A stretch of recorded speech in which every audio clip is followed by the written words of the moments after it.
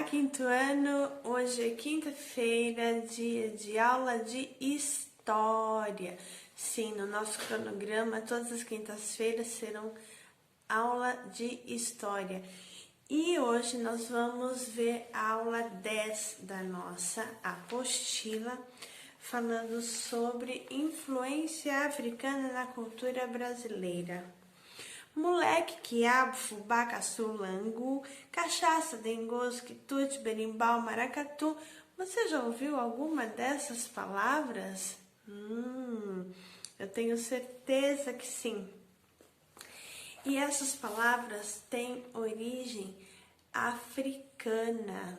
Elas não são aqui do nosso país, elas são africanas.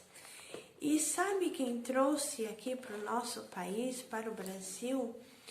Aqueles africanos que foram escravizados. Nossa, professora, mas não existe mais escravo. Sim, é que conhecimento é sempre repassado de geração em geração. Lembra que nós sempre estudamos sobre o que é folclore, por exemplo? É todo conhecimento que é passado de geração em geração. A mesma coisa serve para a cultura. Cultura são costumes, influências que um povo vai vai sofrendo ao longo de um tempo. E durante esse tempo passam diversas gerações e as pessoas vão aprendendo. Por isso que eu e você conhecemos a palavra dengoso, a palavra moleque, vem aqui. Você já foi chamada assim provavelmente. Ou então, come quiabo, menino, faz bem para a saúde. Esse bolo de fubá tá tão gostoso. Ele é o caçula da família. Sim, todas essas palavras são africanas e fazem parte do nosso vocabulário. Então, elas são de influência africana na nossa cultura. E tudo isso aconteceu na época do Brasil colonial. O que foi o Brasil colonial? Foi a época que o Brasil era a colônia de Portugal. Como isso funcionava? Foi a época que o Brasil ainda não era exatamente um país. Ele dependia de Portugal. Quem mandava era Portugal. Era como se o Brasil fosse um bairro bem grande de Portugal. E Portugal mandava. Havia um rei em Portugal e esse rei é que comandava através de outras pessoas que estavam aqui no Brasil, porque ele estava lá do outro lado do oceano, né? Através dele comandavam tudo por aqui e assim o Brasil ia sendo colonizado. Aí depois veio também o Brasil Imperial, que foi a época que nós tivemos o imperador, o Dom Pedro I, depois tivemos Dom Pedro II, que foram filhos de um rei de Portugal que veio para o Brasil também. E durante todo esse tempo houveram escravos no Brasil. Exatamente. E a existência da escravidão no Brasil durou em média 400 anos. É muito tempo, né? O Brasil foi descoberto em 1500.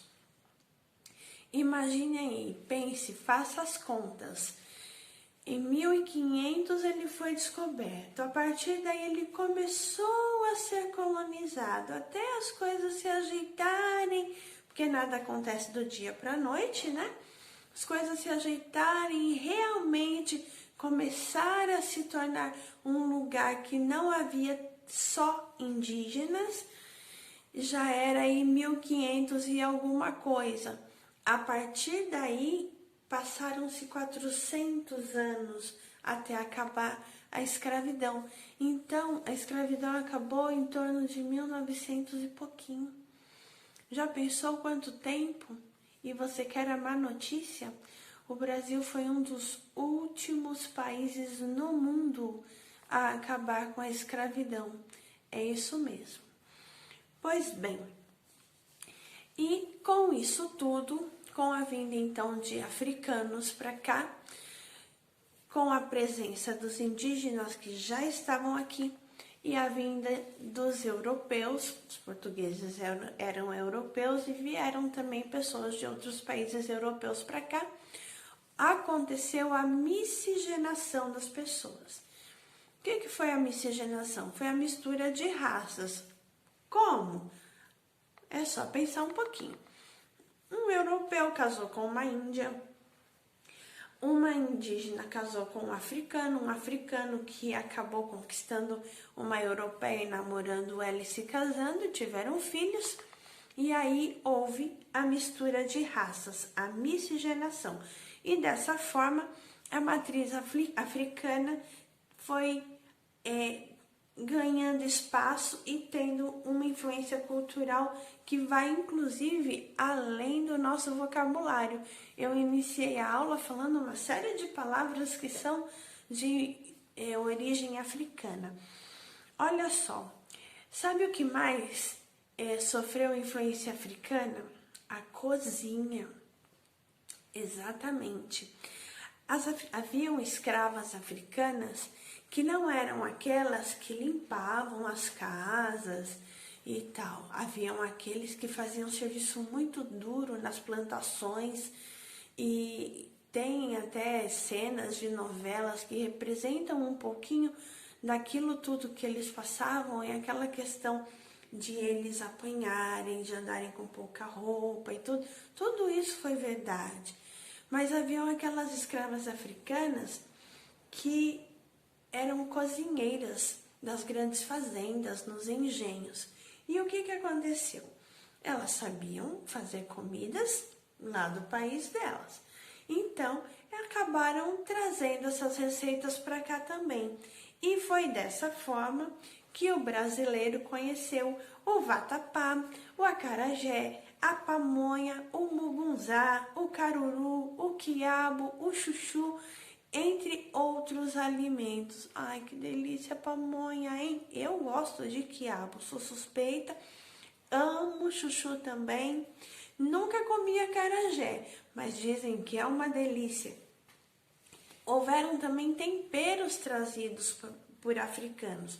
Vários tipos de pimenta, leite de coco que serve para fazer sobremesas, assim como serve para fazer um bom peixe, uma muqueca. Exatamente. O azeite de dendê foi trazido também pelos africanos. Bom, além disso, houve o aspecto religioso. Cada lugar tem sua própria cultura, então, consequentemente, sua própria crença. E aí, os africanos trouxeram as suas religiões, porque eles acreditavam naquilo que eles já eram acostumados lá no país deles. Então, eles trouxeram o candomblé, a umbanda, a quimbanda, o catimbó. Porém, tudo isso sofreu uma miscigenação. Não foi só a cor da nossa pele, não é só na nossa pele que tem miscigenação, no tipo do nosso cabelo, no nosso jeito de falar, no nosso vocabulário, não, no nosso jeito de pensar, no nosso jeito de ter fé, nas nossas crenças também, que isso se misturou ao catolicismo, que era o forte dos portugueses, e por consequência houve também aí uma miscigenação religiosa, que vocês vão ler um pouco mais detalhadamente no texto. Houveram outras influências? Sim. Quem são os melhores passistas? Quem são os melhores sambistas?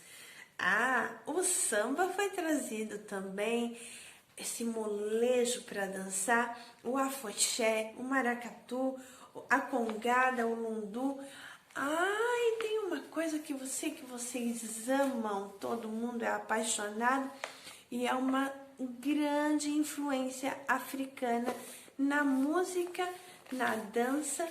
Muita gente acha até que é uma luta, mas quando vai assistir percebe que é uma arte maravilhosa, que é o berimbau e o esquindim, a capoeira, que até os dias atuais é tão utilizada, né?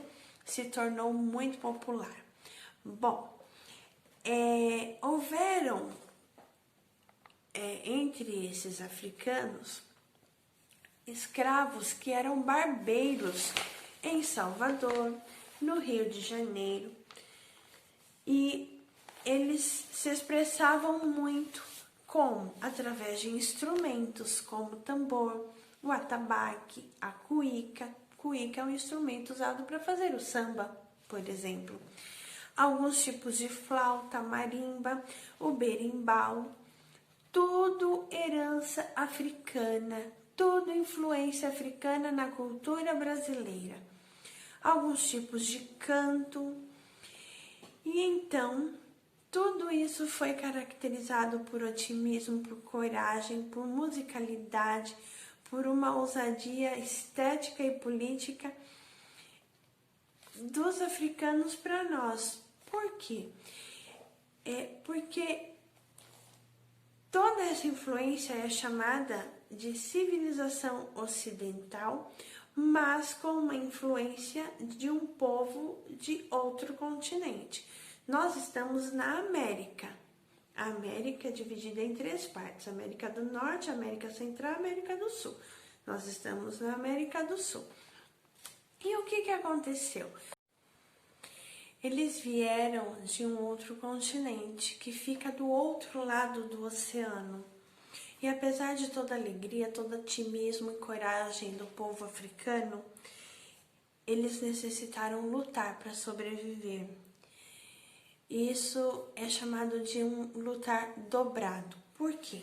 Eles vinham em navios muito grandes, aglomerados de pessoas negras, por isso chamados navios negreiros.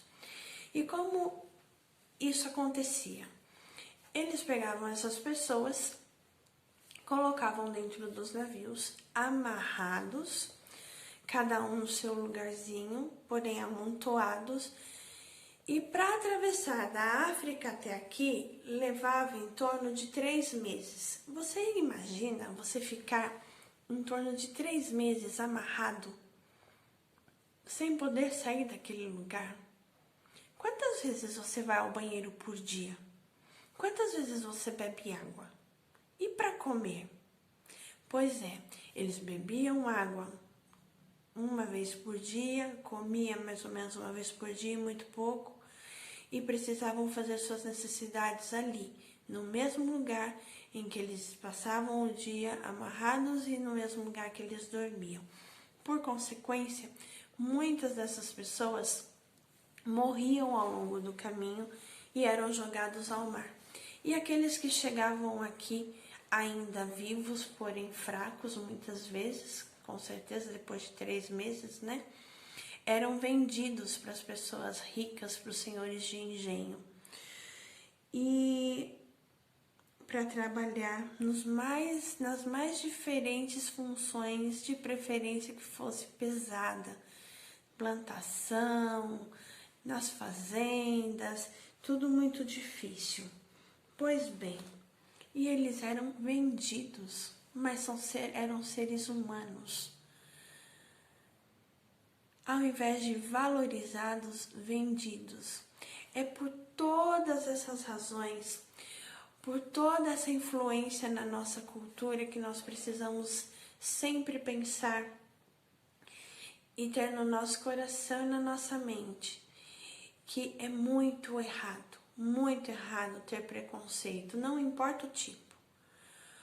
Mas nesse momento estamos falando em relação aos negros, porque eles ajudaram a constituir o povo que somos. Foram eles que ajudaram a constituir o que nós sabemos, o que nós falamos, o que nós dançamos, o que nós cantamos, enfim, o que nós somos hoje em dia.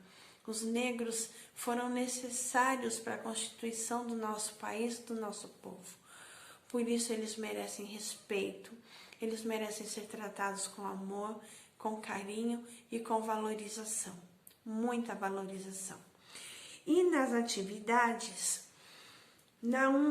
você vai escrever o nome de 5 alimentos da cultura africana, o nome de 3 temperos, 6 estilos musicais e 6 instrumentos musicais. Depois, no número 2, você vai citar alguma coisa que você usa no seu dia a dia que seja de origem africana e esteja citado aí no texto. Se não tiver nada que você use, alguma coisa que você gostaria de usar, de incorporar no seu dia a dia. E a última atividade, a última pergunta é assim: reflita e responda.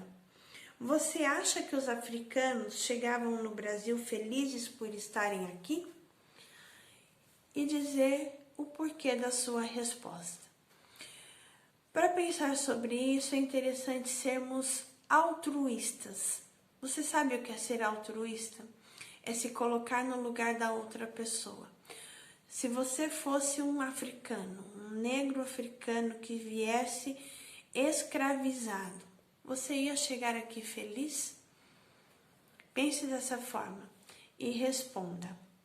E tenha a consciência e nunca mais se esqueça que esse povo é muito importante para a nossa cultura, porque eles realmente fazem parte de tudo o que nós somos. Um beijo no coração e até amanhã.